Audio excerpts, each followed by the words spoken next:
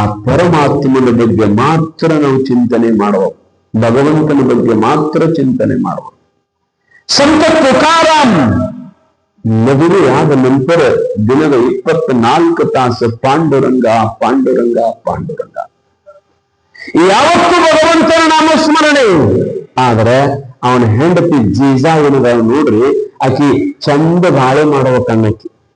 4 ಮಂದಿಯಾಗ ನಾನು ಚಂದ ಬಾಳೆ ಮಾಡಿ ತೋರಿಸ್ಬೇಕನ್ನಕಿ.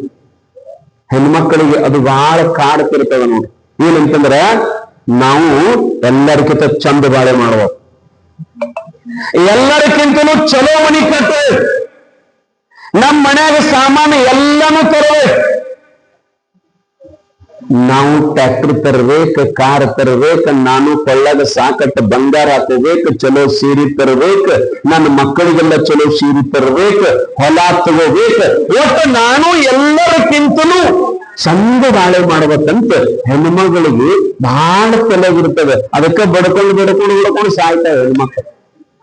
ನಮ್ ಕಂಪನಿ ಹಂಗಿಲ್ಲ, ಆದ್ರೆ ಗಂಡು ಮಕ್ಕಳು ಹಂಗಿಲ್ಲ. ಅವ್ರು ಸುಮ್ಮನೆ ದುಡಿಯೋದು ಎಷ್ಟ ಆಗ್ತದ ಅಷ್ಟು ಮಾಡೋದು. ಆದ್ರೆ ಹೆಣ್ಮಕ್ಳು ಮಾತ್ರ ಚಂದ ಬಾಳೆ ಮಾಡ್ಬೇಕನ್ನೋರು.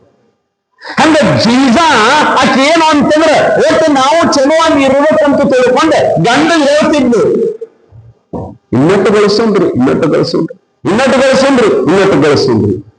ಸಾಕಷ್ಟು ಅನುಕೂಲ ಇತ್ತು ಅವ್ರದ್ದು. ಸಂತ ತುಕಾರಾಮ ದೊಡ್ಡ ಶ್ರೀಮಂತ ಆಗಿನ ಕಾಲದವರು. ಅವನ ದಿನಸಿ ಅಂಗಡಿ ವ್ಯಾಪಾರಿ, ಬಹಳ ದೊಡ್ಡ ಶ್ರೀಮಂತ. ದಿವಸ ಅಂಗಡಿ ನಡೆಸ್ತಿದ್ದ, ವ್ಯಾಪಾರ ಮಾಡ್ತಿದ್ದ, ಹಂಗ ಬೇಡದವ್ರಿಗೆ ಬೇಡಿದ್ದು ಕೊಡ್ತಿದ್ದ, ದಾನ ಮಾಡ್ತಿದ್ದ, ಧರ್ಮ ಮಾಡ್ತಿದ್ದ. ಅವ್ರಪ್ಪ ಹೋದ ನಿಂತರ, ಅವ್ರ ತಾಯಿ ಹೋದ ನಿಂತರ ಎಲ್ಲ ಏನೇ ಮಾಡಾಕತ್ತಿದಲ್ಲ. ನಿಮ್ಗೆ ಹೇಳ್ತೀನಿ, ಹೊಲ ಮಾಡಿದ್ರೆ ಹೊಲದು ಕೂಡ ಹೊಲ ಆದಾಗ ಬೆಳೆ ಬರ್ತದೆ. ಬೆಳೆ ಹೆಂಗೆ ಹಾಕೊಂಡು ಊರಾಗ ಅಡ್ಡಾಡಿದ್ರೆ ಎಂದು ಬೆಳೆ ಬರಂಗಿಲ್ಲ. ಕಬ್ಬು ಬರಬೇಕಾದ್ರೆ, ಬೆಳೆ ಬರಬೇಕಾದ್ರೆ ನಾವು ಮಣ್ಣಿನ ಕೂಡ ಮಣ್ಣಾದಾಗ ಆ ಭೂಮಿ ತಾಯಿ ಒಂದಿಷ್ಟು ಅನ್ನ ಕೊಡ್ತಾಳೆ. ನಾವು ಏನಾರ ಮಾಡ್ಕೊಂತ ಚಲೋ ಬಿಡಿ ಅಂಗಿ ಟೊಪ್ಪಿಗೆ ಹಾಕೊಂಡ ಸೈಕಲ್ ಮೋಟರ್ನಾಗ ಅಡ್ಡಾಡಿ ಹಂಗ ಫೋನ್ ಹಚ್ಚಿ ನೀರ್ ಹಾಕೋದು ಏನು ಕೇಳೋದು ಸುಮ್ಮಂಗ. ಮನ್ಯಾಗ ಒಂದು ಹುಡುಗರಿಗೆ ಹೊಲಕ್ಕೆ ಹೋಗಿದ್ದೇನು? ಹೋಗಿನ್ರಿ. ಹೊಲ ಬರೋಬರ ಹೋಗಿಲ್ಲ. ಯಪ್ಪ ದಿವಸ 2 ಸರಿ 3 ಸರಿ ಹೊಲ ಸುತ್ತ ಹಾಯ್ಬೇಕು ನಾವು. ಯಾಕಂದ್ರೆ ನಾವು ತಿನ್ನೋದು, ನಾವು ಉಣ್ಣೋದು, ನಾವು ಬದುಕೋದು ಆ ಭೂಮಿ ತಾಯಿಯಿಂದ. ಎದ್ದು ಕೂಡಲೇ ಹೊಲ ಸುತ್ತ ಹಾಯ್ಬೇಕು. ಹಂಗ ಮಾಡಿದಾಗ ಆ ಭೂಮಿ ತಾಯಿ ಏನೋ ಒಂದು ತನ್ನ ಕೊಡ್ತಾಳೆ. ನೀವು ಅಥವಾ ಎಮ್ಮಿ ಎತ್ತ ತರ್ತೀರಿ ನೋಡ್ರಿ, ಎಮ್ಮಿ ತರ್ತೀರಲ್ಲ, ಎಮ್ಮಿ ತಂದ ನಂತರ ಎಮ್ಮಿ ಅದಕ್ಕೆ ತರ್ತೀರಿ. ಎದಕ್ಕಂದ್ರೆ ಏನು ಸ್ವಾಮಿ? ಹಾಲಿನ ಸಲ ಎಮ್ಮಿ ತರ್ತೀವಿ, ಮಜ್ಜಿಗೆ ಸಲಾಗಿ ಎಮ್ಮಿ ತರ್ತೀವಿ, ಮೊಸರಿನ ಸಲಾಗಿ ಎಮ್ಮಿ ತರ್ತೀವಿ. ನಮ್ಮ ಮನ್ಯಾಗ ಹೈನು ಬೇಕಲ್ರಿ, ಅದಕ್ಕೆ ನಾವು ಎಮ್ಮಿ ತರ್ತೀವಿ. ಎಮ್ಮಿ ತಂದು ಸುಮ್ಮ ಗ್ವಾದಲಿಗೆ ಕಟ್ಟಿ ಬಿಟ್ರೆ ಮೇವು ಒಗಿಲಾರ್ದ, ಹೆಣಕಸ ಮಾಡ್ಲಾರ್ದ ಸುಮ್ಮ ತಂದು ಕಟ್ರೆ ಹುಡ್ಕತೇನ್ರಿ ಎಮ್ಮಿ ಅಂತಿರ್ತಾನವ್ರಿ. ಎಮ್ಮಿ ಕೂಡ ಏನ್ ನಾವು ಕಾಲ್ ತುಳಿಸುವ, ಅದ್ರ ಕಾಲಾಗಿಂದೆಲ್ಲ ಬೆಳಿಬೇಕು. ಮನುಷ್ಯರು ಹುಡುಗರು ಮನ್ಯಾಗ ಸಣ್ಣ ಹುಡುಗರು ಏನಾರು ಮಾಡಿದ್ರೆ ಮೂಗು ಮುಚ್ಚಲಿಕ್ಕೆ ಮಾಡ್ತೀವಿ ನಾವು. ಮತ್ತೆ ಎಮ್ಮಿಗೂ ಬೆಳಿಬೇಕಲ್ಲ, ಏನ್ ತಾನ ಬೆಳಕತ್ತೇನು? ಏನು ಇದು ಬಂದ್ರೆ ಏನು ಹೊರ ಹೋಗತ್ತೇನು? ಇಲ್ಲ, ಎಲ್ಲ ಅಲ್ಲೇ ಮನ್ಯಾಗ ಬೆಳಿಬೇಕು. ಇಲ್ಲಾಂದ್ರೆ ಹಾಲು ಬರಂಗಿಲ್ಲ. ಎಮ್ಮಿನು ಎಲ್ಲಾನು ಬೆಳಿಬೇಕು, ಅದಕ್ಕೆ ಹೊತ್ತು ಮೇವು ತರಬೇಕು, ತಂದು ಒಗಿಬೇಕು, ಅದನ್ನು ಬಿಟ್ಕೊಂಡು ಹೋಗ್ಬೇಕು. ಇಷ್ಟೆಲ್ಲ ಮಾಡಿದಾಗ ಎಮ್ಮೆ ಹಾಲು ಕೊಡ್ತದ. ಸುಮ್ಮನೆ ಕೊಡಂಗಿಲ್ಲ ಹಾಲ. ನೀವು ಮನುಷ್ಯರು ಬಿಡಪ್ಪ ಬಿಡು, ಸಾಕು ಬಿಡಿ.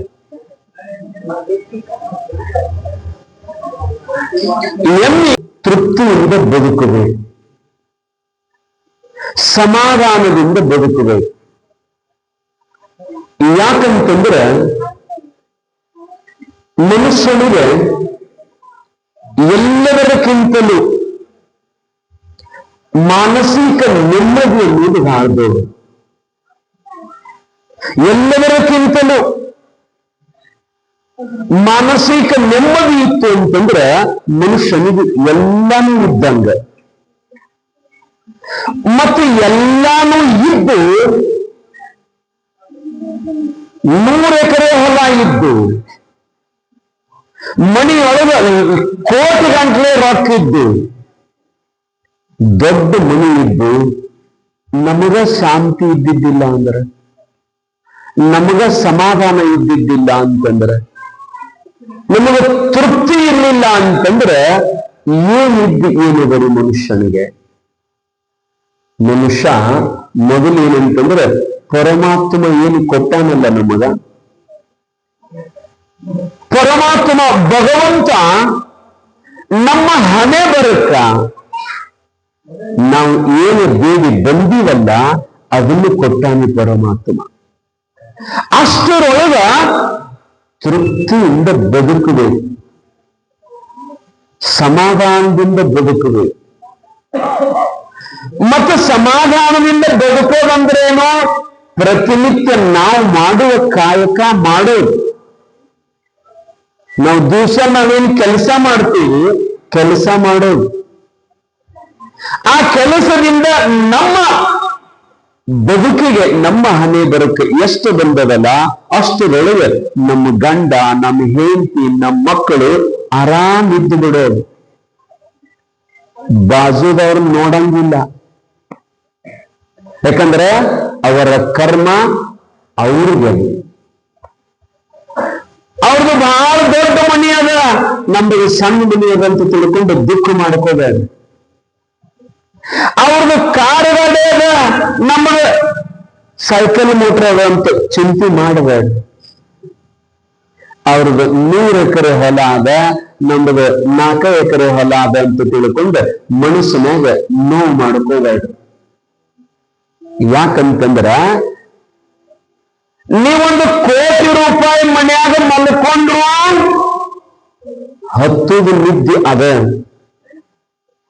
ಗುಡಿಸಲದಾಗ ಮಲ್ಕೊಂಡ್ರು ಹತ್ತುದು ನಿದ್ದೆ ಅದ. ಏನ ಆ ಕೋಟಿ ರೂಪಾಯಿ ಮನ್ಯಾಗ ನಿದ್ದೆ ಬ್ಯಾರೆ ಹತ್ತೈತಂದ್ರಿ? ಇಲ್ಲ. ಇಲ್ಲಿ ಏನ ನಿದ್ದೆ ಮಾಡ್ತೀರಿ, ಈ ನಿದ್ರೆಯೊಳಗೆ ಏನ ಆನಂದ ಅದ, ನೀವು ಎಲ್ಲಿ ಮಲ್ಕೊಂಡ್ರು ಒಂದೇ ರೀತಿ ಸುಖ ಇರ್ತದೆ, ಅಷ್ಟೇ ಇರ್ತದೆ. ಇನ್ನೊಬ್ಬರ ಮನೆಯೊಳಗೆ, ದೊಡ್ಡ ಸಾಹುಕಾರ ಮನೆಯೊಳಗೆ ಅವರ ದಿನ ಹುಗ್ಗಿ ಉಂಟಾರ, ಹೋಳಿಗೆ ಉಂಟಾರ, ಶಾವಿಗೆ ಉಂಟಾರ, ಜಾಮೂನ್ ತಿಂತಾರ, ಬಜ್ಜಿ ತಿಂತಾರ. ನಮ್ಮ ಮನ್ಯಾಗ ಬರೇ ಕಾಯಿಪಲ್ಲೆ ರೊಟ್ಟಿ ಅಟ್ಟ ಅದ ಅಂತ ಅದನ್ನು ನೋಡಿ ಆಸೆ ಪಡಬಾರ್ದು. ಅದನ್ನು ನೋಡಿ ಬಹಳ ವಿಚಾರ ಮಾಡಬೇಡ್ರಿ. ಯಾಕಂತಂದ್ರ ನಿಮ್ಗೆ ಹೇಳ್ತಾನೆ, ಹೊಟ್ಟೆಯೊಳಗೆ ನಾವು ಹಾಕಿದ್ರೆ ಎಲ್ಲಾನು ಒಂದೇ ರೀತಿ ಪಚನ ಆಗ್ತವೆ, ಅದರೊಳಗೇನು ವ್ಯತ್ಯಾಸ ಇಲ್ಲ. ಹೊಟ್ಟೆ ತುಂಬುವುದಷ್ಟೇ, ಹೊಟ್ಟೆ ತುಂಬುವುದಷ್ಟೇ. ಆ ರೀತಿಯೊಳಗ ಭಗವಂತ ಏನು ಕೊಟ್ಟಾನಲ್ಲ ಅದರೊಳಗ ನಾವು ಸಮಾಧಾನದಿಂದ ಇರಬೇಕಾಗಿತ್ತು ಅಂತಂದ್ರೆ ಒಂದೀಟ ಅವನ್ನ ನೆನೆಸ್ಕೊಂತ ಇರಬೇಕು. ಪರಮಾತ್ಮನನ್ನ ದಿನದ 24 ತಾಸು ನಮ್ಮ ಎಲ್ಲ ಬದುಕನ್ನ ಅವನಿಗಾಗಿ ಸಮರ್ಪಣೆ ಮಾಡಿಬಿಡಬೇಕು. ಯಾಕಂದ್ರೆ ತಾಯಂದಿರ ಇದು ಎಲ್ಲ ಪರಮಾತ್ಮನ ಆಸ್ತಿ ಅದ, ಇದೆಲ್ಲ ಭಗವಂತನ ಆಸ್ತಿ ಅದ.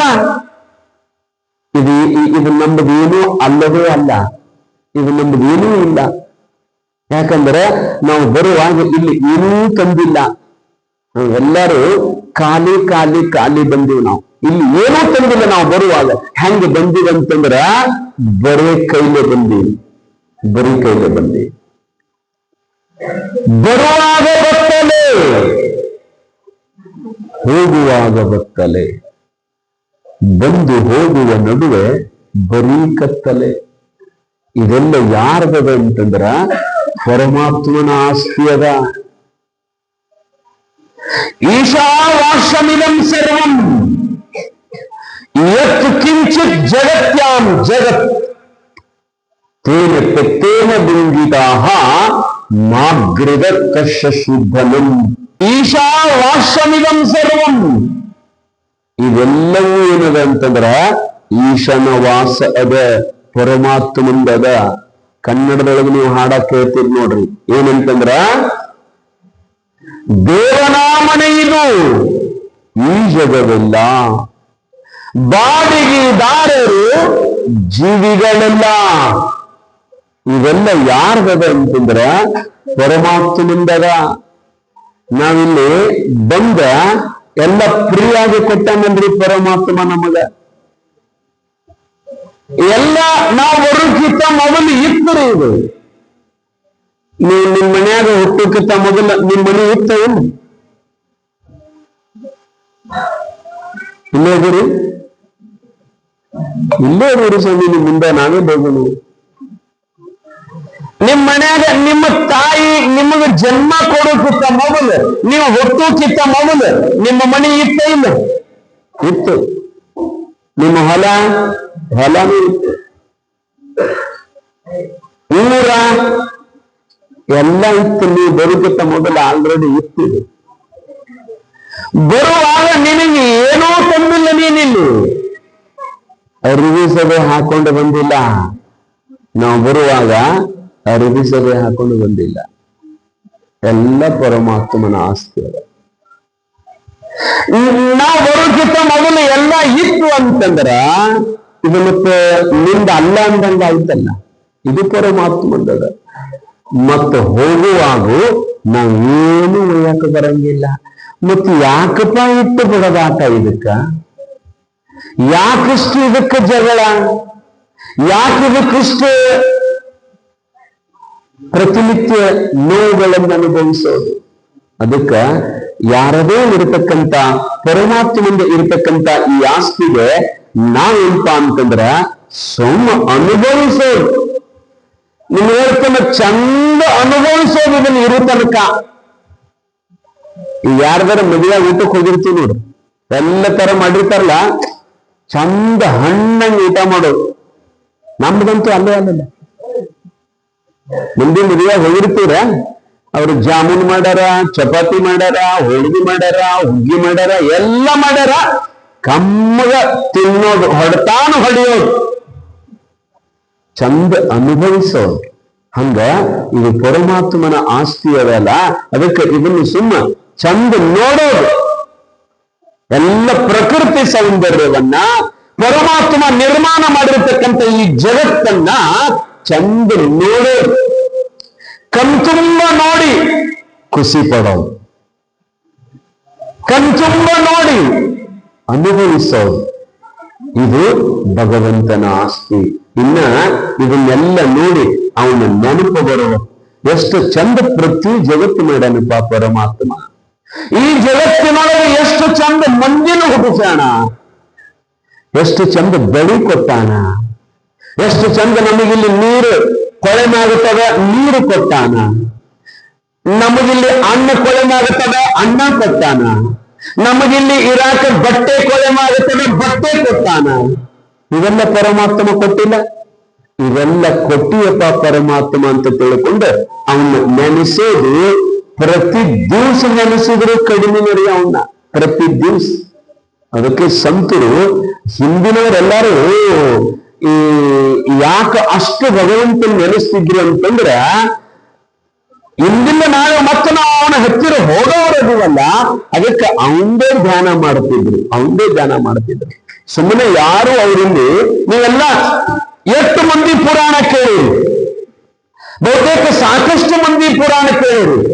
ಎಲ್ಲರೂ ಏನಪ್ಪಾ ಅಂತಂದ್ರ ಪರಮಾತ್ಮನ ಬಗ್ಗೆ ಧ್ಯಾನ ಮಾಡಿ ಅವನನ್ನು ಪ್ರಾಪ್ತಿ ಮಾಡಿಕೊಂಡ್ರಂತ ಪುರಾಣದಾಗ ಎಲ್ಲರೂ ಹೇಳ್ಯಾರ. ಮತ್ತೆ ನಿಮ್ಮೂರಾಗ ಯಾರ್ದಾರ ಒಬ್ಬರದು ಹೇಳ್ಯಾರೇನ್ರಿ? ನಿಮ್ಮೂರಾಗ ಯಾರ್ದಾರ ಒಬ್ಬರದು ಪುರಾಣ ಬರ್ದಾರ? ದೇವ್ರನ್ನ ನೆನೆಸಿ ದೇವರಾದರು, ಇಲ್ಲ ಅಂದ್ರೆ ದೇವ್ರನ್ನ ಪ್ರಾಪ್ತಿ ಮಾಡಿಕೊಂಡ್ರು ಅಂತ ತಿಳ್ಕೊಂಡು ಒಬ್ಬರ ಮೇಲೆ ಬರ್ದಾರ? ಇಲ್ಲ. ಯಾಕಂತಂದ್ರ ನಾವು ಬರೀ ಈ ಸಂಸಾರದೊಳಗೆ ಬಿದ್ದು ಒದ್ದಾಡಕತ್ತೀವಿ, ನಾವು ಇದ್ರೊಳಗೆ ಬಿದ್ದು ಒದ್ದಾಡಕತ್ತೀವಿ. ಇದು ಎಷ್ಟು ದಿನ ಆದರೂ ಇದು ನಮ್ಮನ್ನು ಬಿಡಂಗಿಲ್ಲ, ಇದು ನಮ್ಮನ್ನು ಮುದ್ದೆ ಮಾಡ್ತದ, ಪ್ರತಿ ದಿವಸ ನಮಗೆ ನೋವು ಕೊಡ್ತದ, ಪ್ರತಿ ದಿವಸ ನಮ್ಮನ್ನು ಅಳಿಸ್ತದೆ. ಇದು ಅದಕ್ಕ ಶರಣ್ ಸಂತರು ಬರೀತಾರೆ, ಶ್ರೀಮನ್ ನಿಜಗುಣ ಶಿವಯೋಗಿಗಳು ಏನಂತಾರೆ ಅಂತಂದ್ರ, ವಿಷಮ ಸಂಸಾರವಿದನು ಕನಸೆಂದರಿ. ಇದು ಚಲೋ ಇಲ್ಲ, ಇದ್ರ ಬಗ್ಗೆ ಬಹಳ ತಲೆ ಕೆಡಿಸ್ಕೋಬೇಡ್ರಿ. ಮತ್ತಿನ್ನ ಏನ್ ಮಾಡ್ರಿ ಅಂತಂದ್ರ, ಆ ಪರಮಾತ್ಮನ ಬಗ್ಗೆ ಮಾತ್ರ ನಾವು ಚಿಂತನೆ ಮಾಡುವ, ಭಗವಂತನ ಬಗ್ಗೆ ಮಾತ್ರ ಚಿಂತನೆ ಮಾಡುವ. ಸಂತ